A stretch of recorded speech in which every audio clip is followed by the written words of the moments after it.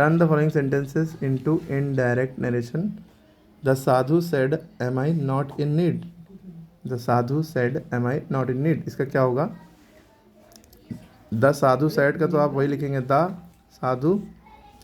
आप said to होता तो आस्ड लिखते, नहीं भी है तो भी आप आस्ड लिख सकते हैं। The Sadhu asked. अब कॉमा इन्वर्टेड कॉमा हटेगा, दैट लगता है, लेकिन यहाँ पे इफ़ लगेगा। क्यों? क्योंकि हेल्पिंग वर्ब से शुरू है ना, हेल्पिंग वर्ब से शुरू होता है तो क्या लगता है?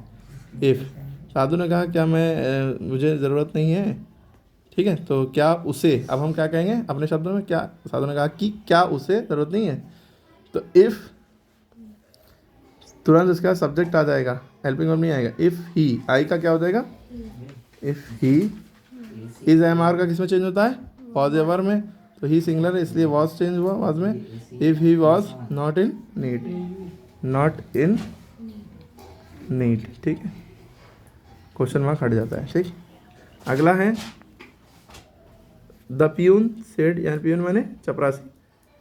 Are you going to school? The peon said are you going to school. Peon ने पूछा क्या तुम स्कूल जा रहे हो, तो इसका क्या होगा?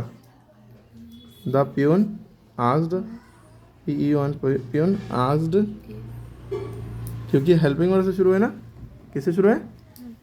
Helping verb. Are you going to school, तो इफ़, अब यहाँ पे यू का क्या चेंज होगा? ये चैलेंजिंग टास्क है। The peon said are you going to, क्या तुम स्कूल जा रहे हो? तो अब हम ये प्यून जो कह रहा है वो हो सकता है हम अपने आप को भी मान सकते हैं कि वो मुझसे कह रहा है, या हम ये भी समझ सकते हैं वो किसी और से कह रहा है, वो किसी और के लिए हम ही यूज़ करते हैं ना।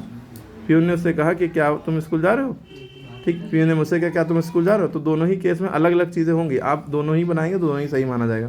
The peon said if he was going to school, या the peon said if I was going to school. अगर अपने लिए ले तो हम if he was going to school ले ले रहे, going to school.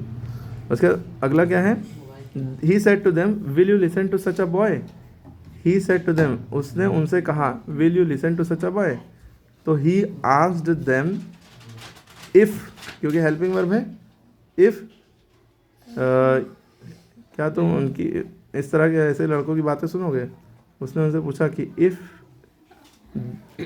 He would listen to such a boy, if he said to them will you listen, अच्छा इफ़ दे वुड, देम है ना, इसकी वजह से यू का दे हो जाएगा। If they would listen to such a boy, समझ में आ गई बात?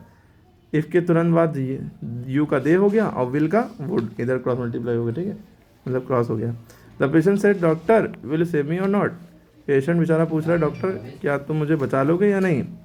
The patient asked doctor if he would, he और शी वुड सेव हिम और नॉट, ठीक है। The patient asked doctor if he, you का ही, विल का वुड, सेव हिम क्योंकि पेशेंट के लिए तो हिम और नॉट, ठीक है।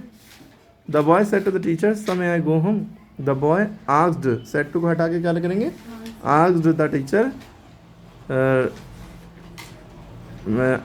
I might that he might go home, that he might go home. The boy asked the teacher that may I go home, इसको यही होगा that he might go home, और गो का वेंड नहीं होगा, याद रखिएगा, क्योंकि मे का माइट हो गया है, और सर को गैप कर देंगे याद रखिए, क्योंकि टीचर में सर आ गए, ठीक है। समझ में? बाकी बचे हुए सेंटेंस आप खुद से करिए। अच्छा, do you write a good hand, बहुत से बच्चे सोचते सर ये पहले लिख गया, आप क्या करें? कोई बात नहीं, आप इसी को पहले लिखिए।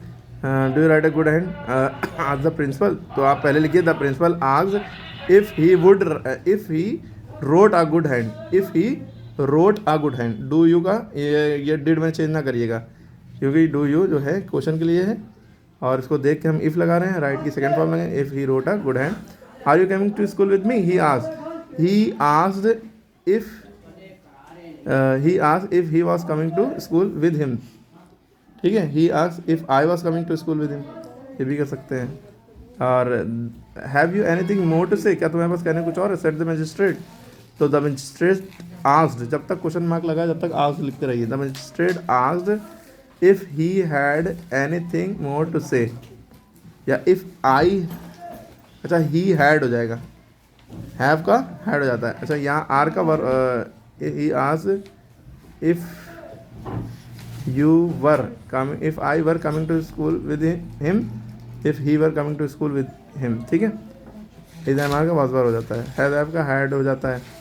क्लियर हो रही बात? बाकी आप अच्छा व्हेन से शुरू है, द पैसेंजर से when will the train arrive, the passenger asked when the train would arrive, when the train would arrived, ठीक है। नहीं वुड अराइव, क्वेश्चन मार्क हट जाएगा, दैट नहीं लगता। जब मेन क्वेश्चन वर्ड होते हैं व्हाट, व्हेन, वेयर, विच, ये सब से शुरू होगा, हेल्पिंग वर्ब नहीं होंगे, तो इनसे शुरू होगा, तो हम दैट इफ़ कुछ भी नहीं लगाते हैं। The farmer said to me why you weeping, क्यों रो रहे हो तुम? फार्मर ने मुझसे पूछा, farmer asked me why I was weeping, ठीक है, दैट नहीं लगेगा। The boy said mother why do you beat me, boy ने पूछा मम्मा आपने मुझे क्यों पीटा? The boy asked mother why she beaten him, ठीक है। वाई शी बीट की सेकंड फॉर्म क्या होती है? ये वाले तो आपको आती ही है। The teacher said to the boy stand up, the teacher ordered the boy to stand up, इसमें दैट वगैरह नहीं लगता है। ऑर्डर, रिक्वेस्ट, एडवाइस में टू लगता है ना। प्लीज़ वाले में टू गिव हिम, प्लीज़ हट जाता है, ठीक है। बाकी ये be honest, to be honest, समझ में आ रही बात? I said come here Rama, I asked Rama to go there, इसका ये होगा leave the room boys, the boys to leave the room. तो इस तरह बाकी ये प्रैक्टिस में करके दिखाइए।